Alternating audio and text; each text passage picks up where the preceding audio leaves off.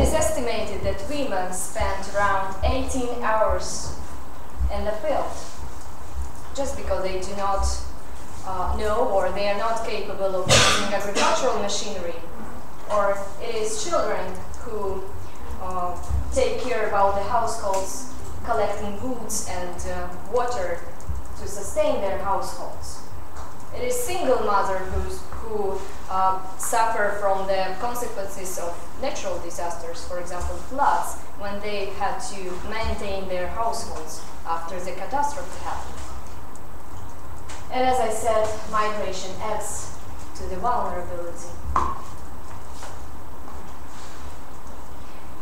So, but apart from the challenges, there should be something to do to overcome the challenges that the country faces right now. And first of all, we have to start with a policy level. For now, there is no adaptation to climate change policy in neither of strategic document of the country. Therefore, we need to mainstream climate change adaptation policy into strategic documents like National Development Strategy, Poverty Reduction Strategy, Health and Educational Programs, which for sure will lead to sustainability of the development. We should go beyond the poor people and turn into other vulnerable groups, as I told before, women, children, old people, and etc. And generally perceived adaptation measures will not be enough and suitable for them in this case. For example, if we are going to introduce a flexible energy tariff for the vulnerable people, we need to keep an eye on single mothers, for example, and make more flexible tariffs for them. And reducing the risk of natural disasters is a core problem in Tajikistan, but it has very complex roots. And here we need to tackle this problem from different perspectives, taking into account the infrastructure development, policy measures introduction, ecosystem-based measures, and capacity building. So, and this is just the priority ones which I decided to put onto the slides, but there are lots of them. And I want to conclude the presentation with a quote that the Human Development Report in 2008 on climate in changing world stated. We must see the fight against poverty and the fight against the effects of climate change as interrelated efforts. They must reinforce each other, and success must be achieved on both fronts jointly. Thank you.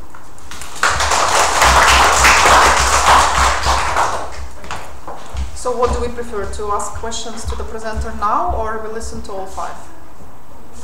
Questions now? Maybe quickly, 2-3 questions we will take.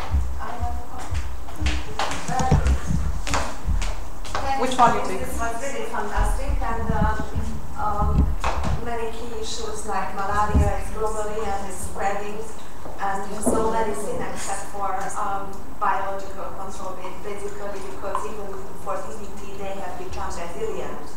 The mosquitoes, the malaria mosquitoes. You mentioned no strategy or how about the World Bank country assistance strategy and country economic memorandum, the UNDP poverty reduction strategy? There are regional disaster risk reduction strategic documents. So how can you use them, or how do you find them helpful? Thank you so much. And you are right, we have some national development strategies, but I mentioned that no climate change adaptation policy or principle is prescribed in them. But turning to your question on World Bank assistance, it's true, there is a huge program called Pilot Program for Climate Resilience, which envisage this mainstreaming of climate change adaptation or climate resilience in the strategic documents, and hopefully by the end of 2015 we would have at least, not at least, we would have not just mention of climate change adaptation, but we would have the plan in each of the thematic program or policy document to be prescribed there, but not only prescribed but followed. Yes, please. Let me ask you two very short questions. Well, thank you. Wonderful presentation, really. But I have a question about the figure that you showed for the changes in temperature. Yes, it was 1/100th of a degree. And I was wondering what's the source of this and how long ago it was, because the situation changes as we speak. Unfortunately, the international reports are published every 4 years or so. But if you look at particular individual countries, especially bigger countries, meteorological agencies, and you'll get the reports of 2011, you'll see that there are some absolutely dramatic changes of up to 8 degrees. That's the first question. And then second question is also very short. Which role the deforestation is playing in the region? Okay, coming back to your first question, this is meteorological data, and the trend was taken from 1960 until 2005, and it was 0.01 Celsius degree per decade. And for now, I don't have any updated statistics. So this is the data of 2005? Until 2005, yeah. And deforestation, well, it's a huge problem in Tajikistan, and when we are talking about climate-induced natural disasters, especially mudflows and floods, of course, deforestation as a human factor plays a significant role, especially when deforestation happens on the slopes. Is anything being done? Some small projects, yes. Very small projects. Yes, on the community level. We can take just one more question. Choice between male, female.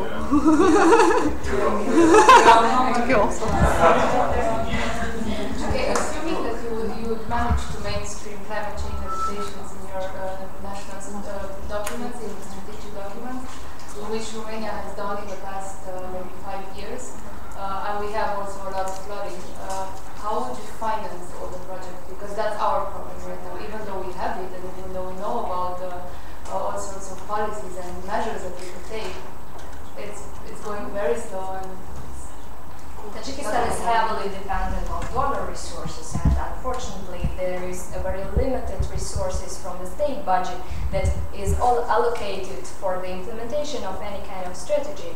But this kind of mainstreaming, let's say, principle is undertaken within the framework of that BCR pilot program for climate resilience. But as it was mentioned before, it is not about the laws or commitments of the country, it is about implementation. So let's hope for the best. Excellent.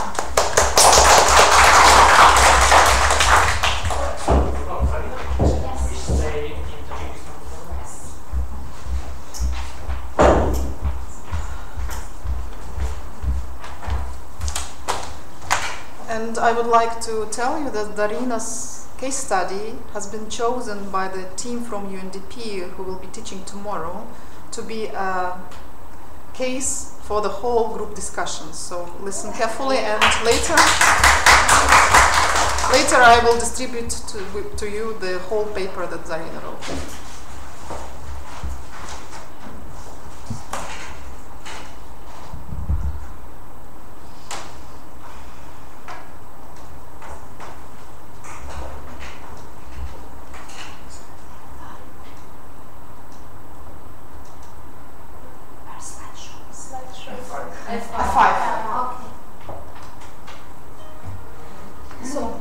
Disaster risk management in Tajikistan in the context of human development, in continuation what Nelia has just presented.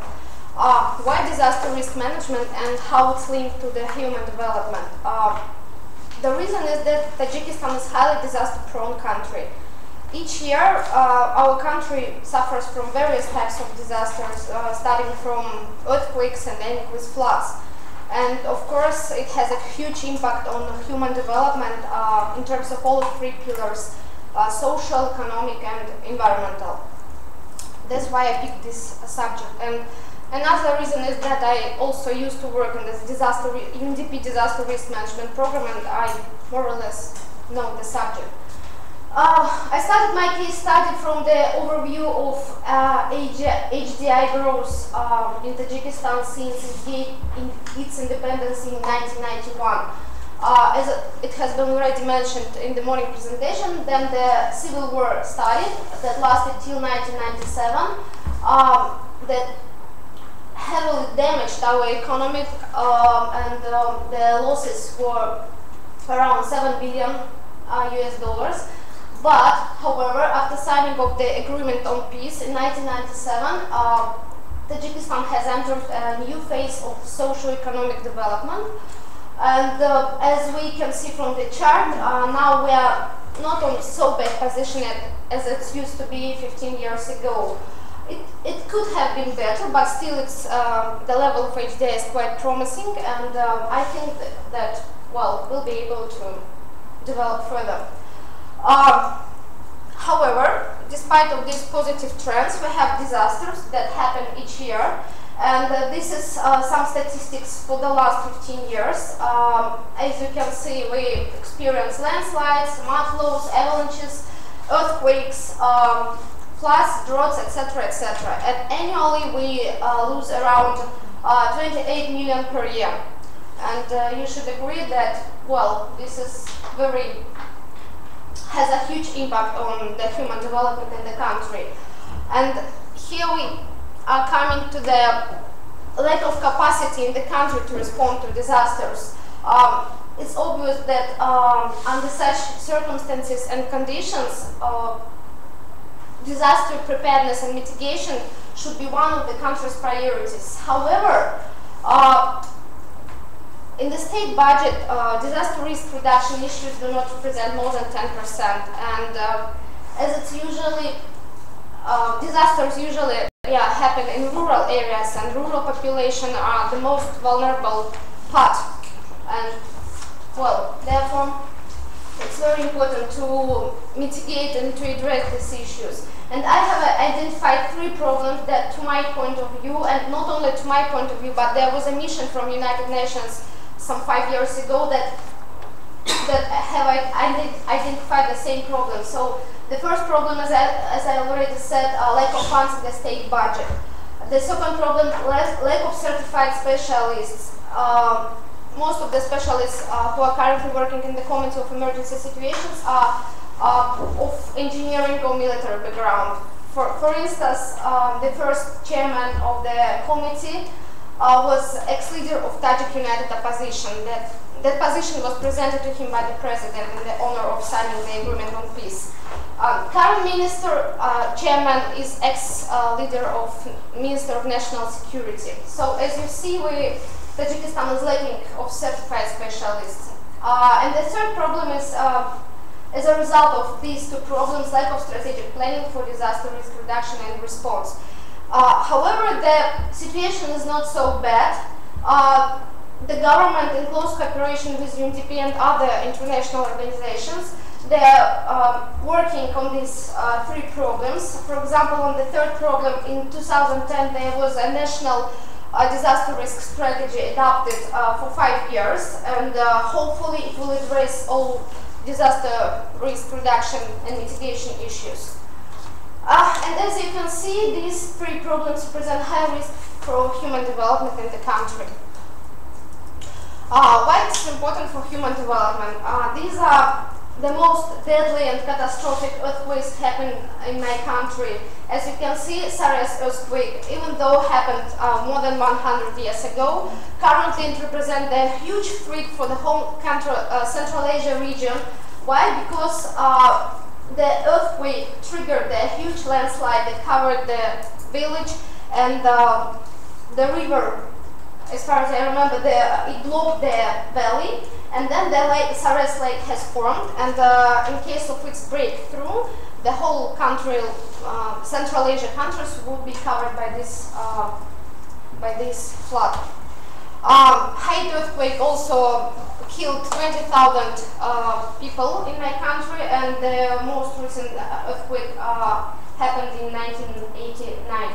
Apart from this, we have, as I already mentioned, landslides, floods, avalanches, and as I already also mentioned, poor rural population, they simply do not have resources, enough resources to be resistant to disasters. And local authority and population living there, they even do not consider disaster planning, disaster risk reduction issues in their land use and planning. And therefore, as a result, local infrastructure is being constantly damaged by these small-scale disasters. Climate change. Naila has already mentioned this subject, but I will stop on three main climate change related issues in Tajikistan. For example, we had this compound disaster in 2008 when the unusually cold winter with -25 damaged all water supply systems. And well, we had to survive as we could. We didn't have electricity, we didn't have heating. And it was a huge problem for us at that time. And blackout issue, there is still these blackout issues as a result of this compound disaster, since our regions this winter do not, in particular this winter, they didn't receive electricity more than 2 hours per day. So there is still this problem. On the picture you can see the snow on Navruz in Dushanbe, which is very unusual for us. Usually the temperature is +15 to 20, and we had snow pretty much. And flood in the southern part of Tajikistan, as you can see, seriously damaged the hospital and some houses. Okay. Very quickly on UNDP disaster risk management program approach and its actions. We had three very good projects. The first one was community-based disaster risk management program, where we used participatory approach, where the heads of districts and villages were trained on how to mitigate and how to be alert on disasters, how to respond, simply respond to these disaster risk issues. The second project was on building national search and rescue capacity. Initial capacity was very dramatically low, I would say, and the project helped to build. The project was funded by Sweden and helped to build, to procure the new search and rescue capacity and to build the capacity of urban and local, not regional rescuers that potentially can save a lot of lives in the future. And the last project, which I like most of all, Flashlights Early Warning System, it was very simple. It costed around 28,000. However, it was proved to be the most effective and efficient project we ever had in the history of disaster risk management program. It was implemented in the hard times of compound disaster in the spring of 2008. It was implemented the following way. 36 highly flood-prone districts were selected. From each district we picked volunteers who were trained in the Committee of Emergency Situations. We procured the equipment, snow measuring equipment. These planks were installed in the river basins, and the volunteer from each village had to monitor these river planes on the measuring planes on the daily basis. And in case of any emergency, in case if the water would reach the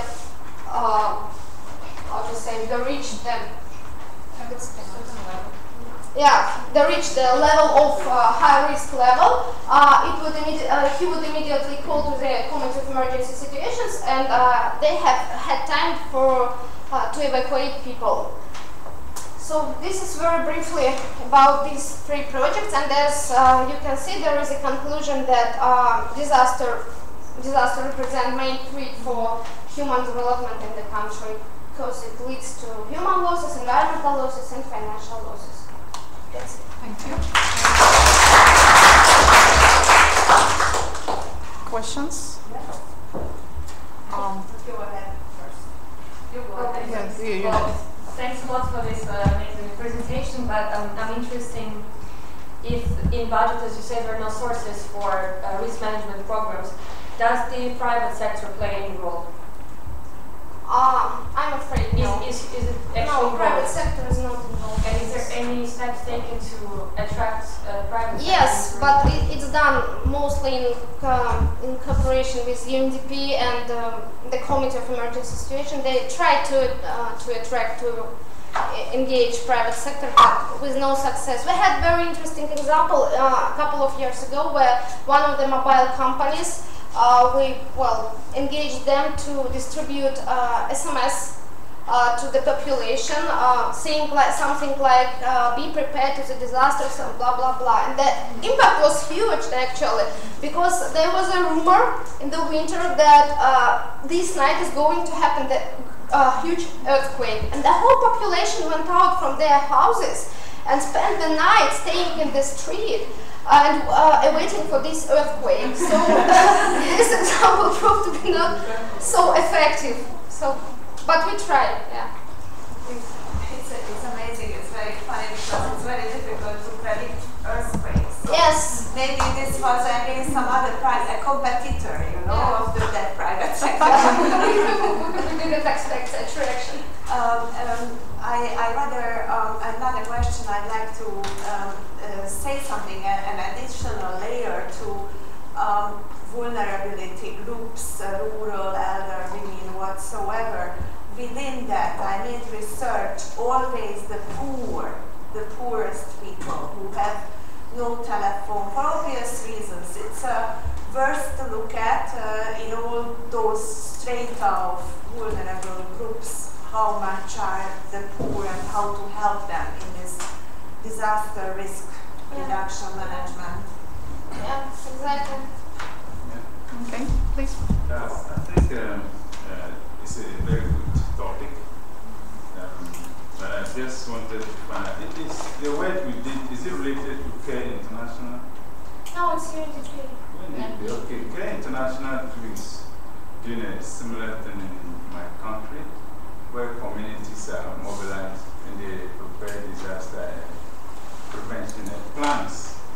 There they are able to identify the early warning signs for the various kind of disasters. So I was expecting that your presentation, you will have shared with us some of the early warning signals. For example, you talked about earthquake. What signs do we expect? Okay, when the earthquake is going to happen, in terms of drought, in terms of flood, and so on. Because this is very important for the planning and then even the prevention. Okay, so that we don't wait till the disaster happens before we try to.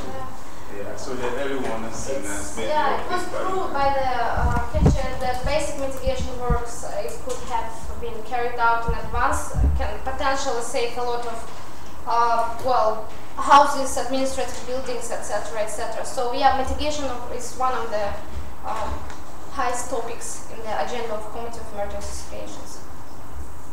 And the last question, if any? Okay, thanks a lot. Thank you.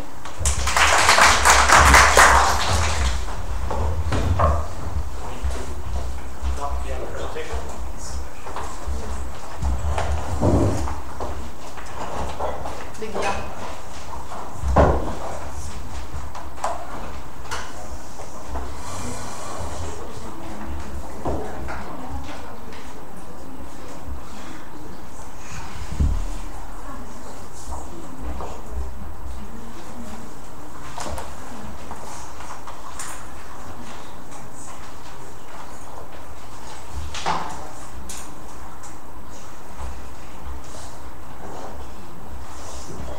Okay, so we move slightly away from the Tajikistan, but not that far away, slightly northwards.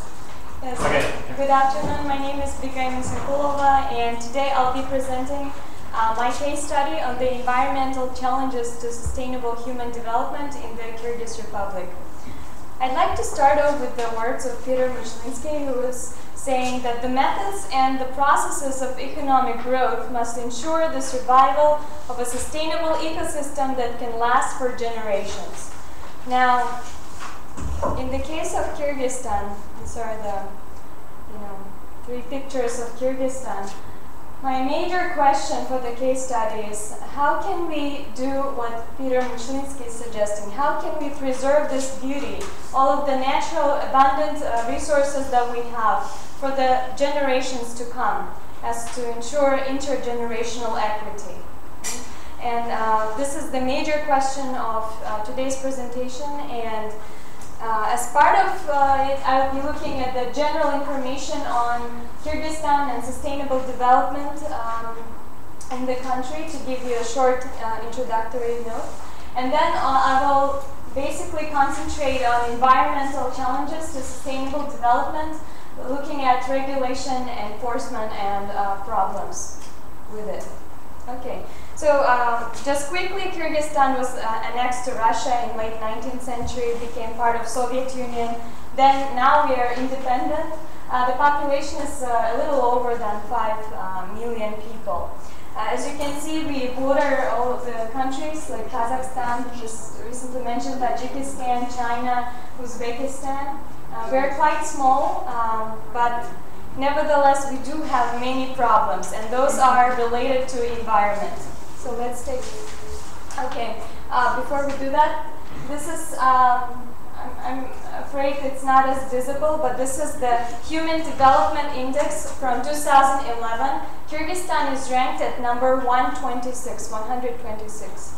And if you could look at the HDI trends based on consistent time series data, you see that from 1980s there have been changes in certain categories, like life expectancy at birth became better, but still, yeah, I guess you need more time to look at it, but my presentation will be available so you can take a look later. So basically, these are the HDI trends. As far as sustainable development is concerned, Kyrgyzstan has openly and officially committed itself to the goals of sustainable development. It has supported the Declaration of Millennium Summit, the Johannesburg World Summit on Sustainable Development, Agenda 21, Kiev Declaration of Ministers of Ecology, as well as the Belgrade Declaration of Ministers of Ecology. So basically, on the level of official approval or acknowledgement, Kyrgyzstan has done pretty well in terms of supporting all the initiatives. Also, with the help of UNDP in particular, Kyrgyzstan has developed the concept of transition of the Kyrgyz Republic to sustainable development, looking at 3 major parameters, which basically 3 major pillars of sustainable development. And at present, there is a huge work that is being conducted in trying to infuse the legislation of the Kyrgyz Republic with those concepts, so that this is not simply just a paper on the concept of sustainable development, but is in fact implemented into the legislative framework. Yeah? This was just a short introduction. Now let's take a look at the real issues, the environmental challenges. I'd like to quote the words written in the Joint Country Support Strategy of the Kyrgyz Republic. You can read it, that Kyrgyzstan has been encumbered with a daunting legacy of environmental problems derived from a combination of the Soviet-era pattern of neglect for many environmental quality considerations and the more recent deterioration of environmental and natural resources management institutions and infrastructure.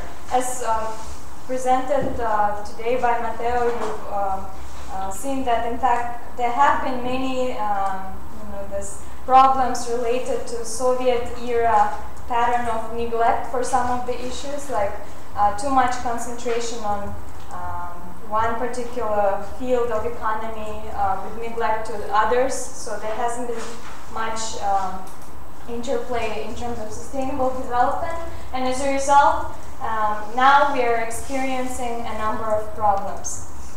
At present, if you look at the environmental legislative framework, you see that a lot has been done since Kyrgyzstan has gained its independence.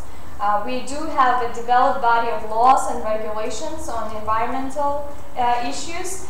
We also have some broader concepts like the governmental plan on stability and decent life, where the promotion and protection of environment has been underlined as one of the priorities of the Kyrgyz Republic. The other has been this, as mentioned, the concept of transition of the Kyrgyz Republic to sustainable development. The other two most important documents are the 1997 and the 2007 concept of ecological security, where the state has officially recognized that protection of environment equals protection of national security, and hence that we should pay a lot of attention to those problems. We also have a plan. Well, the Kyrgyz Republic has come with a plan of how to deal with issues related to integration of environmental sustainability to the work that the government is doing. As you can see, there have been major 3 phases from 2007-2010. It has been focused on social economic development in line with environmental carrying capacity. From 2010 and 2015, there is a plan to work on reduction of environmental pollution level, as well as preservation and restoration of natural environment. And finally, there is yet another plan from 2015 to 2020 to work on environmental enhancement and attainment of sustainable use of natural resources. So this is as far as the legislative and governmental framework on these issues is concerned.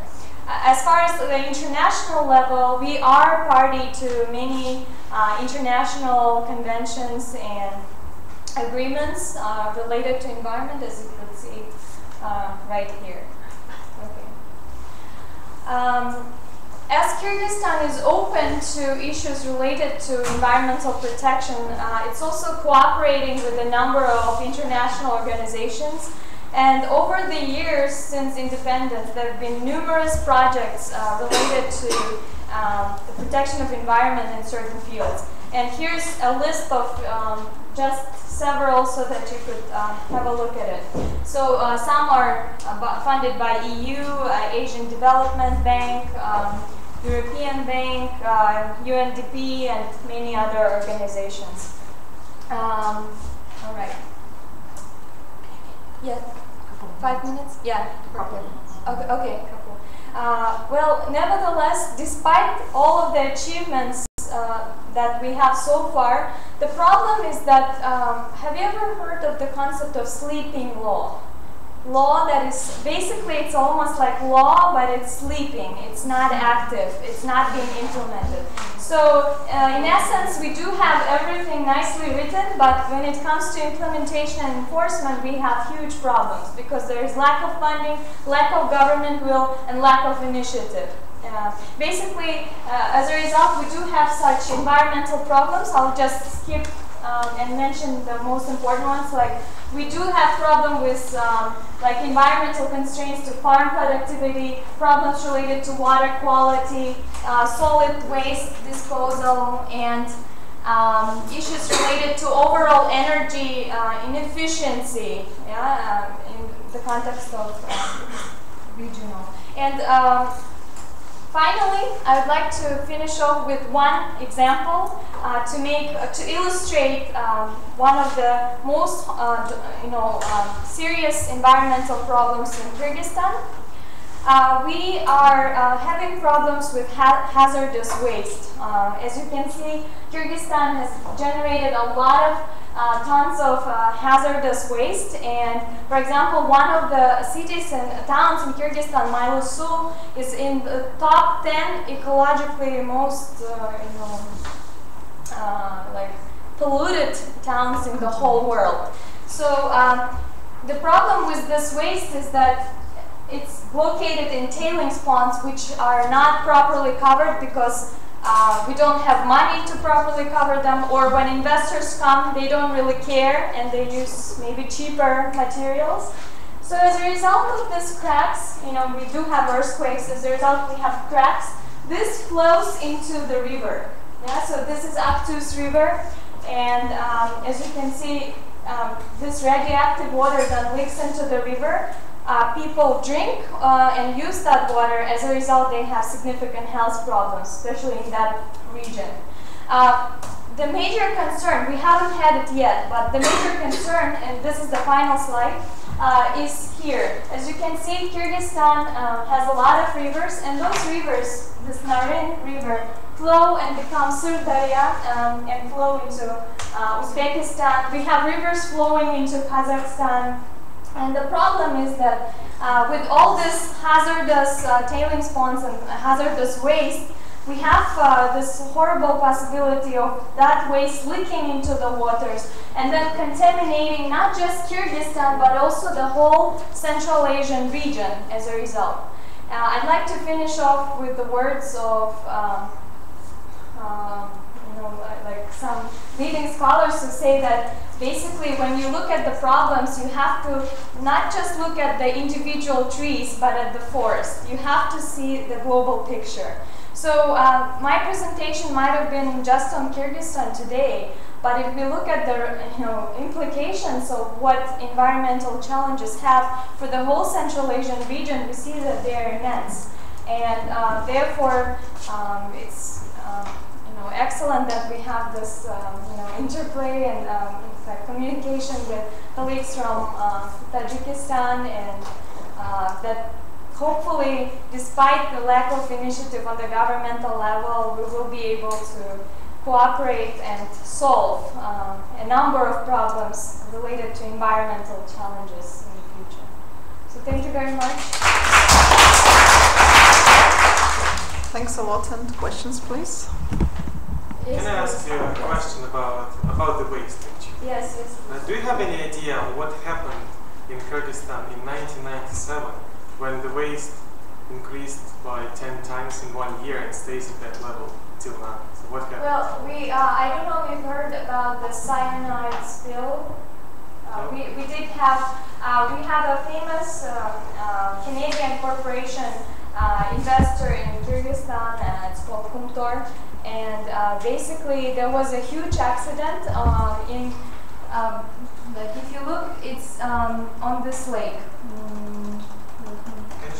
Yes, here. Can you see this lake over there? It says Issyk.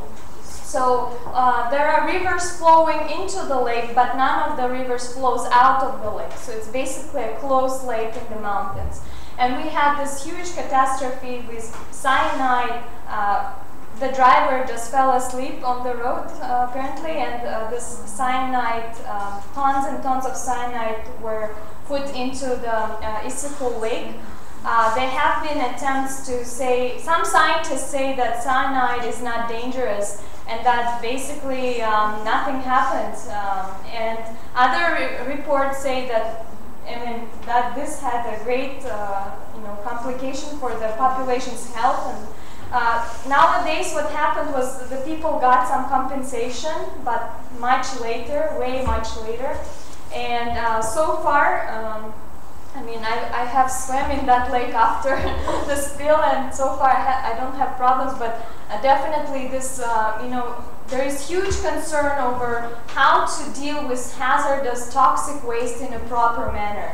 Because if we do want to have sustainable future, sustainable development, and if we do want to preserve Kyrgyzstan, which is not larger than South Dakota in the United States, it's a small country, if we do want to preserve it, then we do need to pay more attention to these issues, especially when it comes to waste. Could you please also slide to number 19? Okay. In this table, it looks like every year since 1997, one lorry with selenite comes down this lake. Because something happened in 1996, yes, and now it stays at the same level, this pollution. Maybe. Well, we do have. This also this waste is. But that's just interesting. What happened? Maybe something is working. Yeah, this one, and also we do have waste from other activities, definitely. But again, we can talk later. Okay. It's described in my paper. Okay.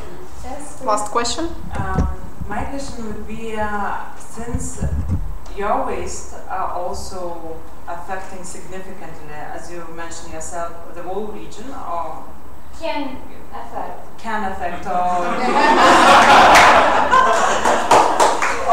is affecting or might affect, or we don't mention possibility here, but the whole region, there is any action or measures or whatever taken by neighboring countries that are at your neighbors in terms of this, like people take our rubbish from our garden, more or less? Exactly. Well, so far, as mentioned during the morning presentation, there hasn't been much will from the side of the governments of Central Asia to deal with this situation and to really crack down on all those problems and to find possible solutions, unfortunately. So I hope that we won't have a major catastrophe until which time the governments will decide to convene, but definitely there has been a lot of international support in this regard. We like the table with international donors is illustrative in this aspect. So we do have a number of projects that deal with tailings ponds issues, that go to those villages, provide help, or try to do something with tailings ponds. But this has been more from the side of the international organizations, not like an inter-regional cooperation. But what I mean, as it was mentioned by Zelina, maybe like some actions in advance to prevent the catastrophes rather than to try to do something when everything is burst out. Is there something that? I strongly believe in the precautionary principle and preventive measures. It's we don't really have resources and time to start dealing with consequences after they happen. But again, so far at the regional level, there has been very little cooperation in this regard. So, but as part of my dissertation here in CEU, I'll be dealing with these issues, and hopefully I'll be advocating and pushing for such cooperation. But again, we are scholars, and I guess we would need to involve more like people who would be in the government. Yeah. I'm very sorry, I see hands raising, but maybe you chase Birgit later during the evening. Yes, or something. International level. Yeah. Or if we have some time afterwards, we will wrap up. Fabio may say something, and then we will discuss more if we have time. Okay? Let's move forward. Okay.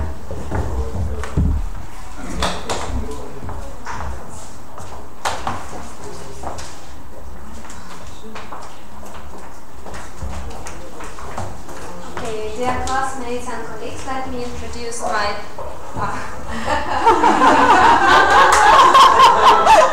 thank you for comment. Yes, my case study.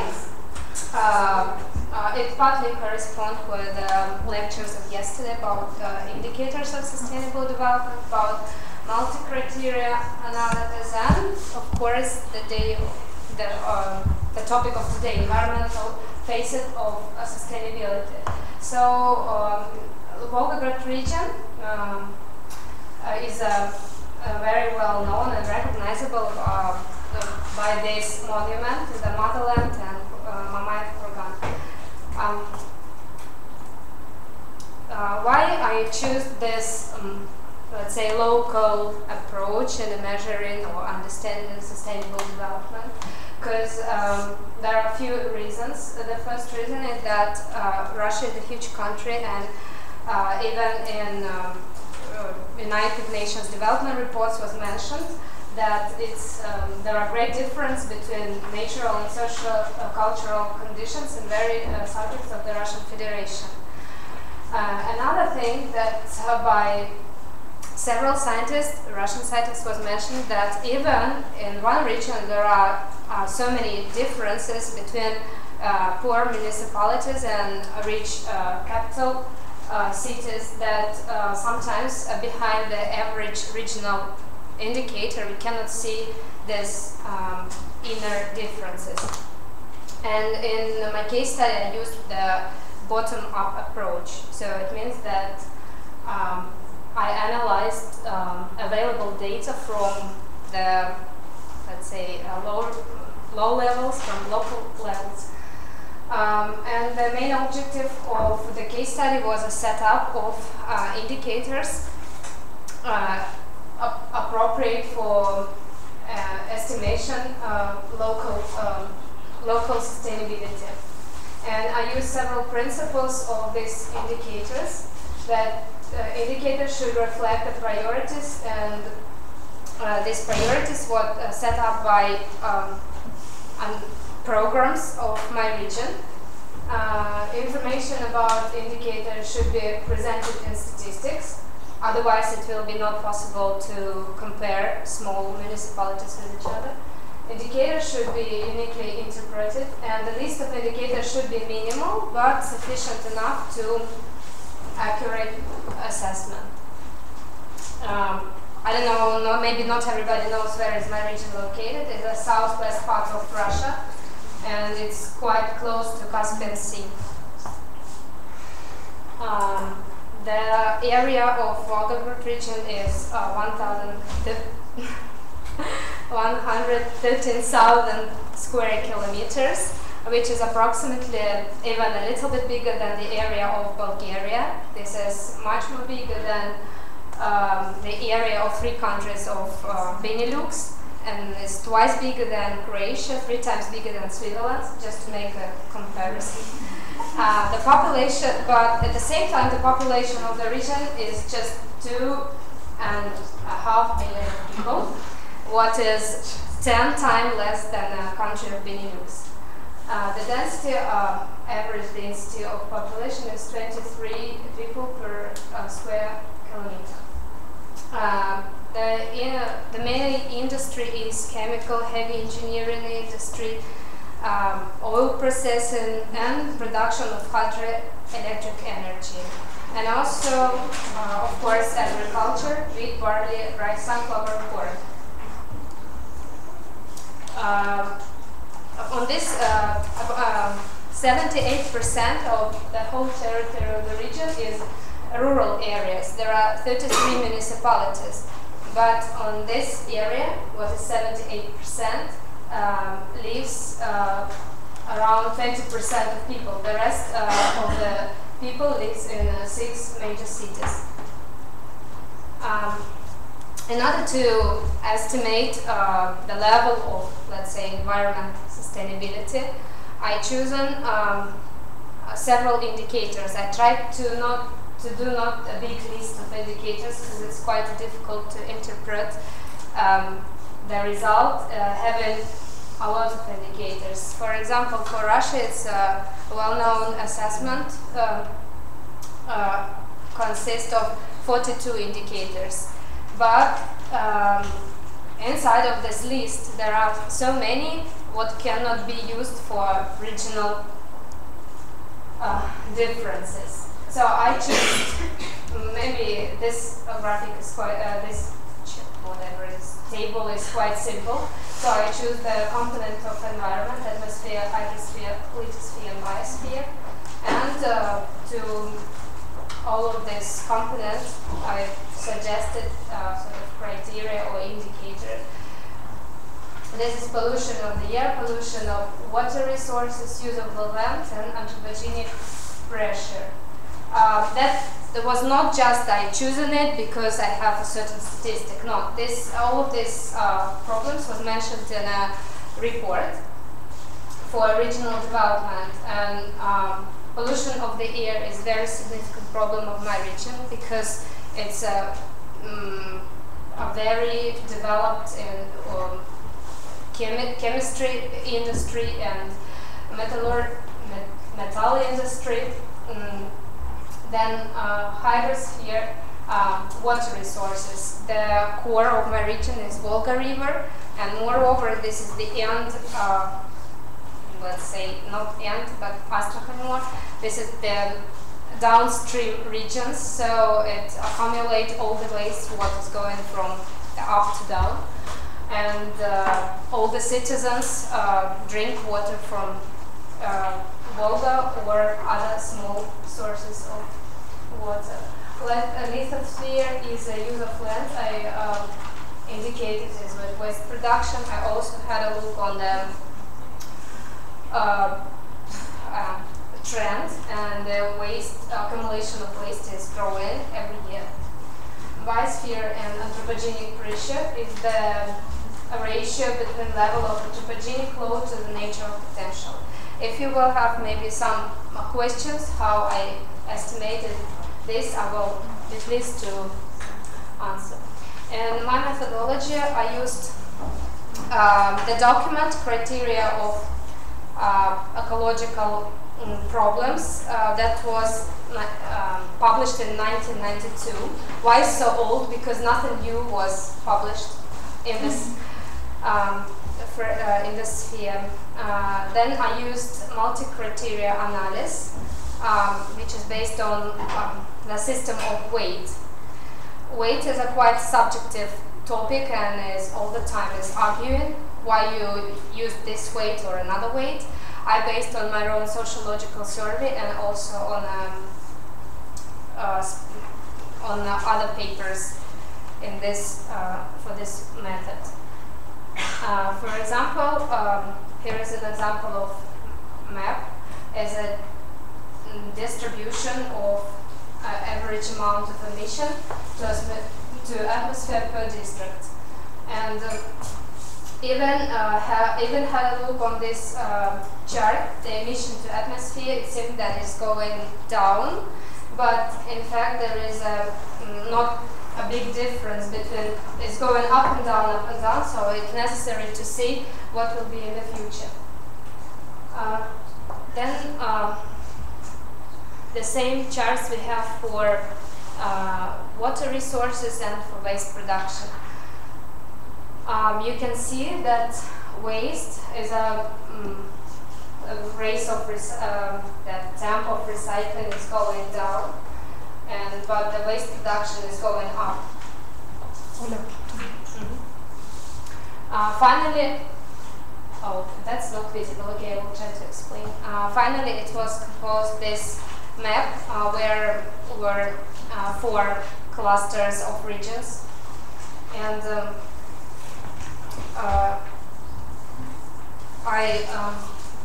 these 4 clusters is, sorry, it is in Russian, but it's a level of environmental sustainability, and all the regions divided into 4 groups. First group is sustainable, the second group is relatively sustainable, the third group is average sustainable, fourth unsustainable. Of course, it's also debatable what is sustainable or not. Most sustainable is green, or? Yeah, the most sustainable is green, and it's just one sub-region, and it's characterized with low density of population, is considerable, it's located on a considerable distance from industrial spots, and poor agriculture development, rich recreational resources. The second group is relatively sustainable. They characterized with a low and average density of population, and also with rich recreational resources, rivers, and so on. The third group is average sustainable. That is the most of this group is yellow, but unfortunately it's not distinguishable, I think so. And so it also have connection with the density of population. And the last group is unsustainable, characterized with high density of population, proximity to big cities, and big development of industries, and high level of air and water pollution. Here you can see percentage distribution of this. Just one region goes in a sustainable municipality. 21% of all the regions related to relatively sustainable. The biggest group is average sustainable regions, and also 15% goes to unsustainable group. Thank you for attention, and I will be pleased to say something more. Questions to Olga from Volga? I've got a little question. Yes. Thank you for this presentation. It's all very interesting. You didn't mention the weight. No, I didn't mention. Could you tell what these were, and could you explain, because I know that you've done lots of questionnaires to Okay, thank you very much. As I mentioned, that is quite a subjective task to make a weighting system. So what the problem is most important for the region, what is less important. First of all, I made a literature review and found several papers based on it partly. And the second, my idea was to involve people in this sort of decision-making process, but I found that nothing happened in my region. And I made a questionnaire for 700 people from different age group, from different specialization, from people from university students, from just workers, or even I made a questionnaire for university teachers. And after that, people were asked to choose among the big list of problems, the most 3 important problems. Then I made an analysis of this questionnaire and made a weighting system according to this. In this particular assessment, what were these?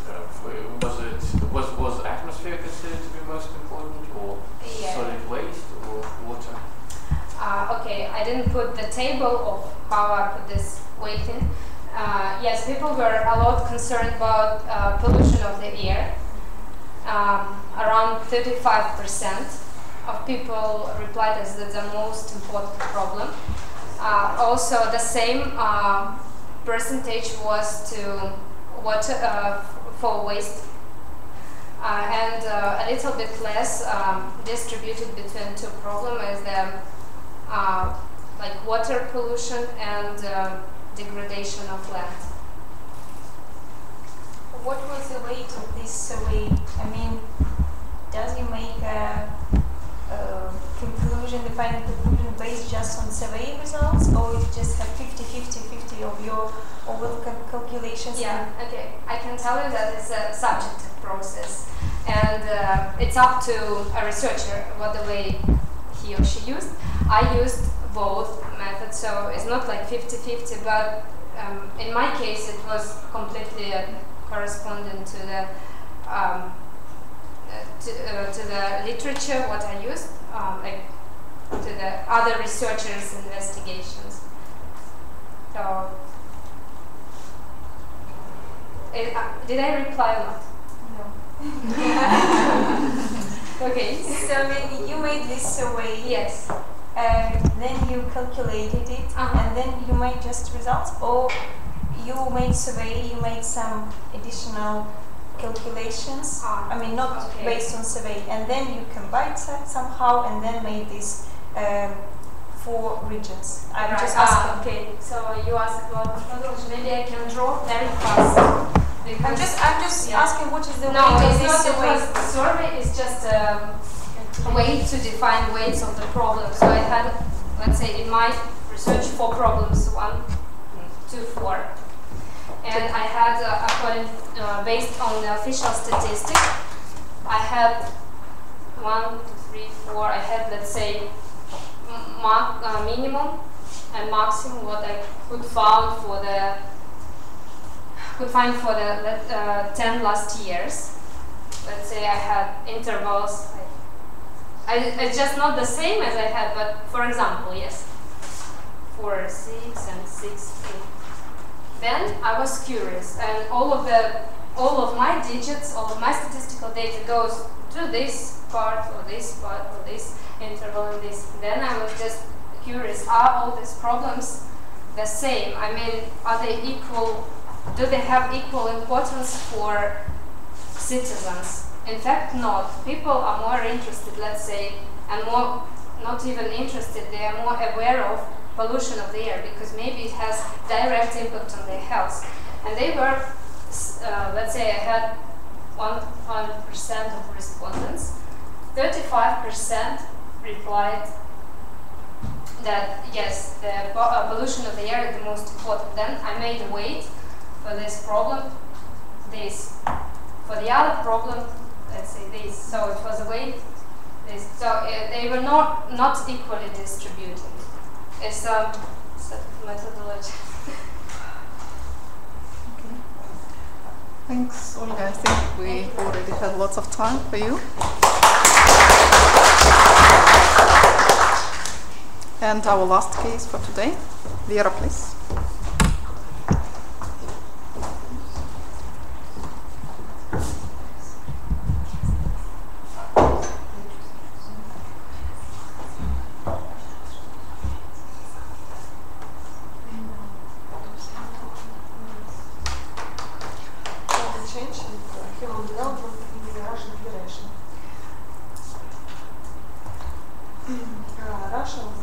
Russian Federation is a country extending over much of the northern Eurasia. It is a semi-presidential republic. Comparison 83 federal subjects. Russia shares borders with 50 countries. Russia is the largest country in the world, covering more than 1/8 of the Earth's land area and is the 9th largest by population. Russia has the world's greatest resources of mineral, forest, fresh water and energy resources.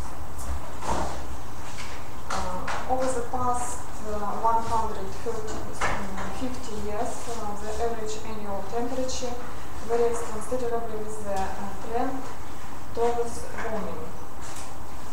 Scientists have confirmed that the main cause of anthropogenic climate change is the increase in atmospheric of greenhouse gas concentration. Change climate is one of most arbitrary and random elements of nature, weather-related incidents. They can have serious consequences dependent on the timing, magnitude, and location of these events. For Russia,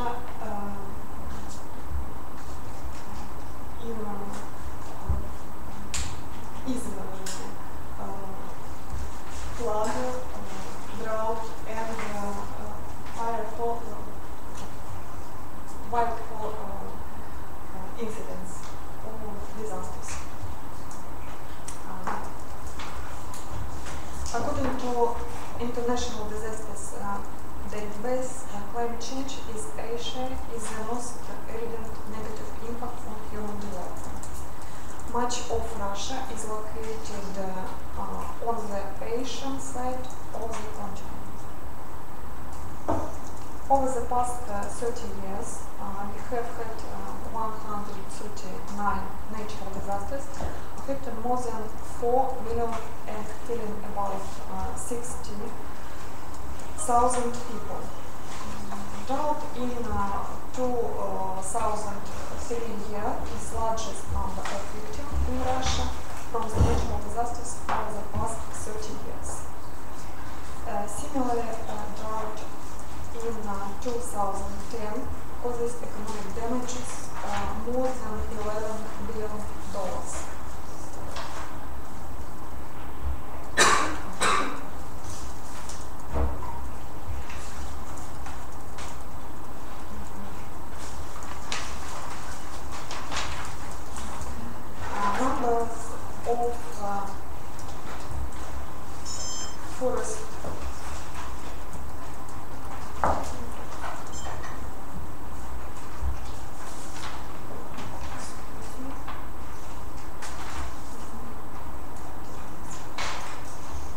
Numbers of forest fires are fluctuating from 20 to 30,000 per year.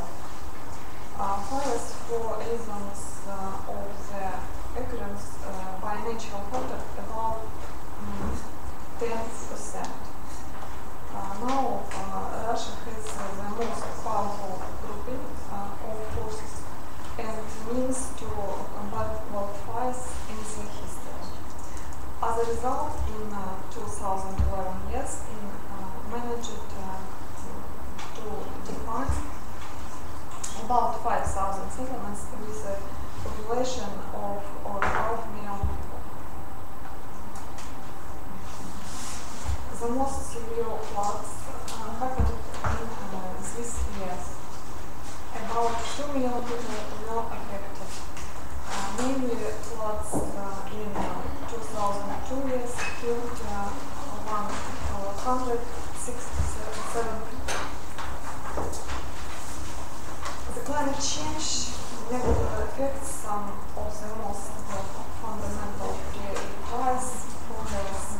The general food, clean air and water, sufficient food, adequate sanitary shelter and freedom from disease.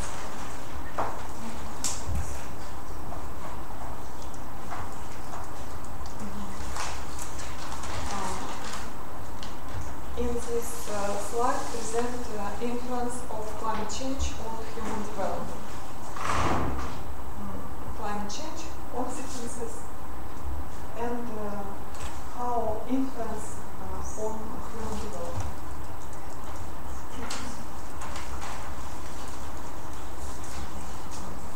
CCPI rank of Russia went down from 48 to 55 in last years. Additionally, Russia occupies the 8th place in the world ranking with a share in global CO2 emissions 5.28%, a share of global population 2%, and share of global GDP in only 2.38%. In comparison with other countries, Russia has high energy intensity of GDP and low share of clean energy.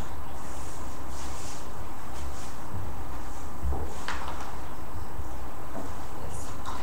In order to reduce the damaging impact of the climate change, it is necessary to seek ways to reduce energy consumption and at the same time switch on to ecologically safe energy. In 2010, ERA adopted the state program of the Russian Federation, energy conservation and energy efficiency for the period up to 2020, which aims to seek the tools for solving large-scale goal of reducing energy intensity of GDP by 40 by 2020. In my opinion, this program contains half solutions to the energy efficiency of buildings. Usually, a term of buildings usage is over 100 years, so decisions in this area will affect the next generation. Building construction, a lot of energy resources, especially the manufacturing of building materials and construction.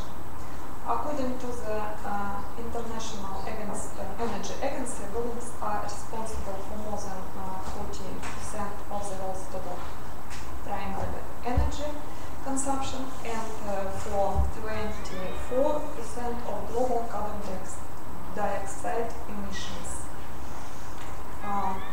Tools of the reduction CO2 are energy efficient technology, in particular green building.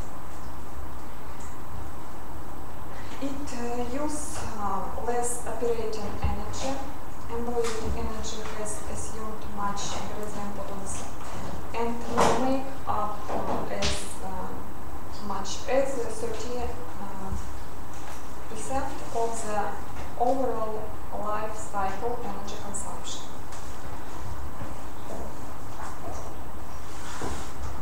Green building brings together waste practices and techniques to reduce and ultimately eliminate the impacts of buildings on the environment and human health.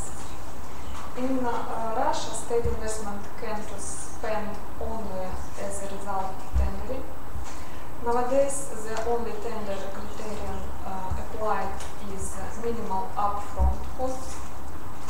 On the whole, this approach is less beneficial as taxpayers have to cover the expenses of energy inefficient state buildings for many years, which as a result of the investment expenses minimization. In my opinion, the criterion for selection should be the life cycle net present value of the building, including both upfront and operation costs. Accordingly, sticking this criterion will encourage penetration green building for municipal property in the social sector that protected occupants' health in these buildings. You have 2 minutes. Thank you for attention.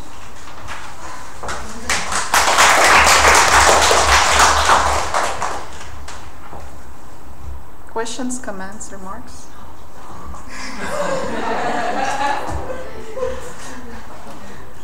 During the break. You want a break? Вместо вопросов маленький сюрприз из Сибири. Vera has a small surprise from Siberia for all of you. Instead of questions.